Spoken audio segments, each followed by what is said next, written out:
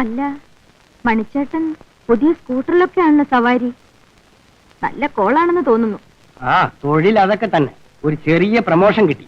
പുതിയ കാശുകാരുമായിട്ടുള്ള സമ്പർക്കമാണ്. അതിനനുസരിച്ച് വരവും കൂടി. ഒരു മാലതി പോയെന്ന് വിചാരിച്ച് ഞാൻ നശിച്ചു പോകുന്നില്ല. ഈ ബിസിനസ്സിൽ ചേട്ടന് ജയിക്കാൻ ആരാ? കൈമണി അടിക്കുകയാണോ? തുറന്നു പറയാമല്ലോ, വേലുവേട്ടന് ഒരു ജോലി കിട്ടാൻ സാധ്യതയുണ്ട്. ആ, അപ്പൊ ഇതുവരെ ചാപ്പാട് ചക്കാത്തിലായിരുന്നല്ലേ? ജോലി കിട്ടണമെങ്കിൽ 2000 രൂപ ഡെപ്പോസിറ്റ് കൊടുക്കണം. മണിച്ചേട്ടൻ ഒന്ന് സഹായിച്ചാൽ. 2000 എന്റെ അടുത്ത് എവിടെന്നാ? എനിക്കറിയാം, എന്നെ കൊണ്ട് ചേട്ടന് ഇപ്പോൾ ഒരു പ്രയോജനവും ഇല്ലല്ലോ. കറക്റ്റ്. നീ ഇപ്പൊ പറ, നീ പഴയ തൊഴിലിന് റെഡിയാണെന്ന്. നിനക്ക് എന്തൊക്കെ വേണം? എന്നോട് ഇങ്ങനെ സംസാരിച്ചെന്ന് വേലുവേട്ടൻ അറിഞ്ഞാൽ തന്നെ വെറുതെ വിടില്ല. ജീവിക്കാൻ വല്ല വഴിയും നോക്ക് മാലതി. എവിടെ? ഇപ്പൊ പറഞ്ഞാൽ നിന്റെ തലയെ കയറുമോ? 2 മാസത്തിന് മുമ്പ് നീ വന്നിരുന്നെങ്കിൽ ചോദിച്ച കാശ് കിട്ടുമായിരുന്നു. സിനിമ എടുക്കാൻ തുടങ്ങി, കാശൊക്കെ അതി മുടങ്ങി. വിമൽ എങ്ങനെ അതിൽ പോയി കുടുങ്ങി? നല്ലൊരു ഡയറക്ടറുമായി പരിചയപ്പെട്ടു. ഒരു കഥയും കിട്ടി. അങ്ങനെ അങ്ങ് തുടങ്ങി. ആരുടെ കഥയാ? ഞാൻ എഴുതിയതാ. കഥാനായിക ഞാൻ തന്നെ. എന്റെ കഥയാ ഞാൻ എഴുതിയിരിക്കുന്നത്. വേറെ ആരഭിനയിച്ചാലും ഞാൻ ചെയ്യുന്ന പോലെ വരുമോ? അത് ശരിയാ. ഓ, ഈ സിനിമ എടുക്കുന്നതിനേക്കാൾ നമ്മുടെ തൊഴിൽ എത്രയോ ഭേദമാ. മഹാറാണിയെ പോലെ ജീവിക്കാം. പല്ലിളിച്ച് കാണിക്കേണ്ട പിഴപ്പായിരുന്നെങ്കിലും അപ്പൊ ഉള്ള കാശ് കൈ കിട്ടും. ഇത് കാശും അങ്ങോട്ട് കൊടുത്ത് പല്ല് വിളിക്കേണ്ടിയിരിക്കുന്നു. എന്തൊരു നാണക്കേട്. ആ, വേണമെങ്കിൽ അദ്ദേഹത്തോട് പറഞ്ഞേ ഏതെങ്കിലും പടത്തിൽ ചാൻസ് വാങ്ങിച്ചു തരാം. വല്ല 50-100 കിട്ടും. അദ്ദേഹം എന്ന് പറഞ്ഞ അദ്ദേഹം ഡയറക്ടർ. ഓഹോ, എനിക്ക് ചാൻസ് ഒന്നും വേണ്ട.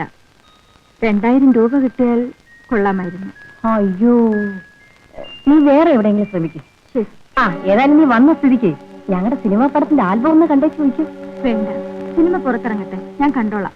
അയ്യോ, അത് പുറത്തിറങ്ങത്തില്ല, അതുകൊണ്ടാ പറഞ്ഞത്. ഞാൻ പിന്നെ വരാം. ആ, നാളെ കാലത്ത് 10 മണിക്കൊന്ന് പണമടച്ചാലേ എനിക്ക് ജോലി കിട്ടൂ.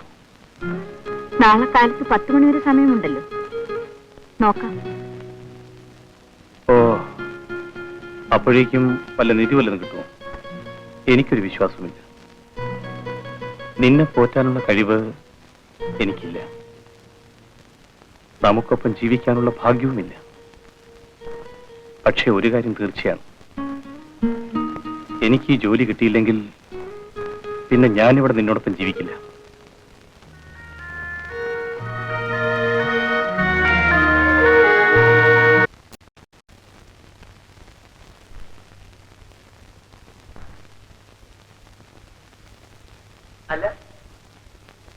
അല്ല, ഇതാര്? മാലതി, നിന്റെ വീമ്പും ആകാരമൊക്കെ എന്തായേ ശീലാവതി? കാക്ക കുളിച്ച കൊക്കാവും. അപ്പോ വേലുവിന് നിന്നെ മതിയായി അല്ലേ?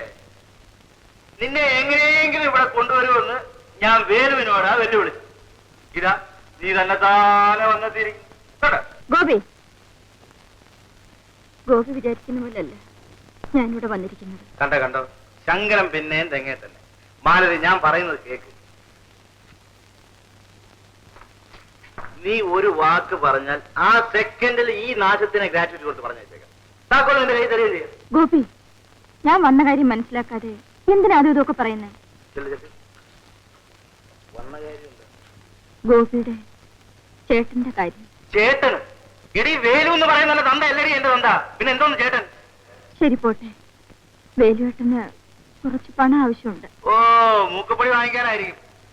2000 രൂപ പണം അടച്ചാൽ അങ്ങർക്കൊരു ജോലി കിട്ടും. ഇന്ന് 10 മണിക്കുള്ളിൽ വേണം. എവിടെയൊക്കെയോ ശ്രമിച്ചു നോക്കി. അവസാനം എന്റെ കാക്ക തന്നെ വരേണ്ടി വന്നു. അല്ല, കുറെ കാലം ആയല്ലോ ഈ തൊഴിൽ തുടങ്ങി. ഒരു സമ്പാദ്യമില്ലേ കയ്യില്? അല്ല, പണം തന്നാ എനിക്ക് എന്തോ തരും? 1 വർഷത്തിനകം എങ്ങനെയെങ്കിലും പണം തിരിച്ചു തന്നേക്കാം. പണമൊന്നും തിരികെ തരണ്ട, ഇവിടെ വന്നാ മതി. എന്റെ കൂടെ താമസിക്കും. നിന്നെ ഒരു മനുഷ്യനായിട്ട് കരുതുമെന്ന് എന്നെ വേണം പറയാൻ. കുറെ എണ്ണം ആയല്ലോ, മതിയായില്ലേ? എന്താണ് പറഞ്ഞത്? ദേവടിച്ച് ആ ഭാഷ എനിക്കും അറിയാവടാ.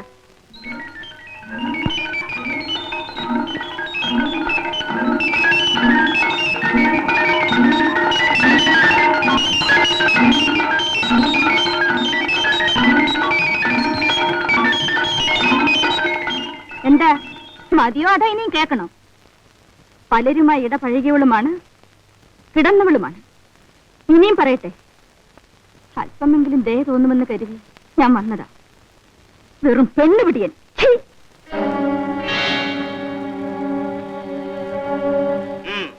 എടുത്തോളൂ. പക്ഷേ വേലുവിനെ കുറിച്ച് ഓർത്ത് ദയ തോന്നിയിട്ടല്ല, നിന്നെ ഓർത്തിട്ടാണ്. നിന്റെ കൂടെ കഴിഞ്ഞ പല രാത്രികളെ കുറിച്ച് ഓർത്തിട്ടാണ്. നിന്റെ ഭർത്താവിന് എന്ന് പണം സമ്പാദിച്ച് കടം വീട്ടാൻ സാധിക്കുന്നു അന്ന് തിരികെ തന്നവൻ. എടുത്തോളൂ. എന്താ ആലോചിക്കുന്നു? എടുത്താൽ കൈ പൊള്ളുമോന്ന് ഭയപ്പെടുന്നു. കനൽ കട്ടയെ പോലും ഐസ് കട്ടയാക്കാനുള്ള കഴിവ് നിന്റെ കൈകൾക്കുണ്ടല്ലോ. എടുത്തോളൂ.